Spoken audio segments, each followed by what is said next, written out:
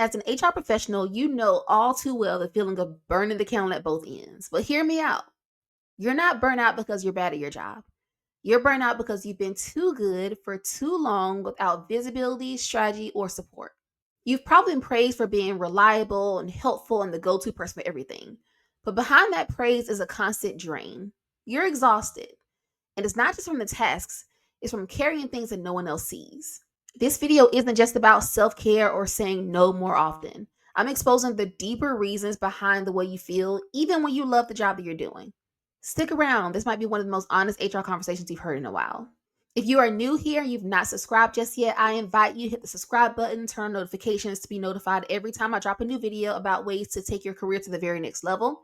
If you are not new here, you know the drill. Get your notebook, get something to write with, to take notes about what we're going to talk about today. Question for you. What's really draining you right now in HR? Is it the workload? Is it the fact that you feel no one sees the work that you do? Drop that down below. I want to hear the truth. I work with HR professionals who are often leading entire departments alone, or they work in companies that say they value HR, but they don't act like it. And when that's your day-to-day, burnout in HR just hits different. So in this video, I'm going to talk about 5 reasons why you're experiencing burnout, and it's not just the workload. Reason number 1, you're operating like a leader, but you're not being treated like one. So often I talk to HR professionals who just want to do the work they've been hired to do. You coach managers, you're doing mediations, you're supporting employees, you're finding different ways to add new initiatives, but you're still seen on the outskirts of the business. This mismatch is mentally exhausting because it forces you to do high level work with low level recognition. Feeling this way long term is not sustainable, and it causes you to want to change jobs and move to another company. But listen, that's a gamble because moving companies, there's no guarantee that you won't be facing these same issues in a new place.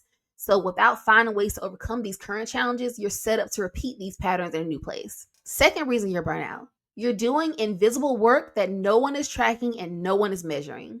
The days fly by so quickly that you look up on Friday wondering where your week went. And that's because you spent your days solving silent issues, conflict mediation, coaching managers, culture building even. This is high level work, but if your value is not being positioned well, then you're left depleted and unseen. Reason number 3, you're not burnt out from working too much, you're burnt out from working without alignment. If your projects don't have a bigger purpose or a bigger reason, then it feels meaningless to both the company and to you. Listen, the company is going somewhere, and if you don't know where the company is going, then you feel aimless. Your career is going somewhere. So if you don't know where your career is going, you feel aimless. You've got to find ways to align the work that you're doing, the projects that you're doing, your tasks that you're doing even, to where the company is going and to where your career is going as well. Remember, clarity and alignment gives you energy.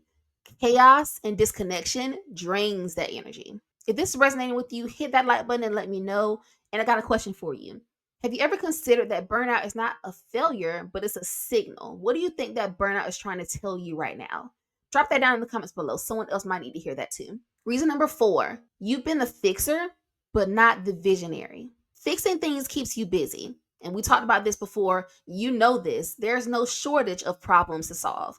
But continuing to be on that rat race of solving problem after problem after problem with no career map, no business map, no organizational map, no department map makes you feel like you're on a treadmill. Vision is what builds your legacy.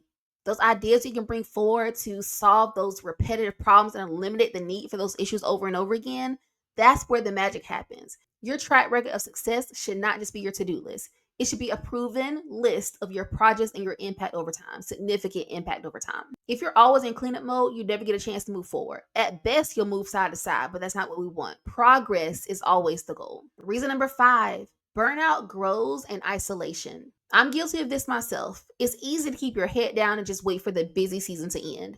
But if your busy season is taking weeks or months, God forbid years to get through, it's time for a reset. Especially in HR where confidentiality is key and people don't really understand your world, it starts to feel like it's all normal. But I believe that's why so many of us are suffering in silence. Without a community around you, without a roadmap in front of you, it starts to feel like burnout is just part of the job. But hear me out, it's not part of the job. I've been able to reach heights in my career that I didn't even imagine, but I did that at the cost of my mental, my physical, my emotional labor. And so I put these videos out here to help you because I want you to kind of fast track a little bit better than I was able to. If I knew these things myself, I don't think I would have made as many mistakes as I did earlier. But finding ways to understand when the reset is needed is so critical, because I don't want you to just start job hopping. I don't want you to just start trying to pad your resume with experience that you don't quite have. That's what I'm seeing a lot in the community right now, and I don't really like it. But you do what's best for you. But the goal here is to find ways to overcome your problems, not run from them. If this resonated with you, I want you to know you are not alone. There is a better way to build an HR career where burnout is not the price of admission. And I work with my clients on this, and we can talk more about that in a bit. But I want to sit with you this first question. What would life be like for you if your HR career gave to you what you gave to it?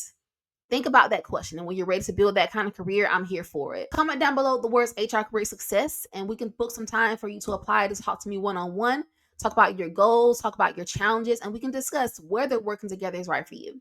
Once you've addressed the burnout, it's time to shift into leadership mode, even if your title has not caught up just yet. Watch these videos to learn how to lead without waiting on permission, and I'll see you there.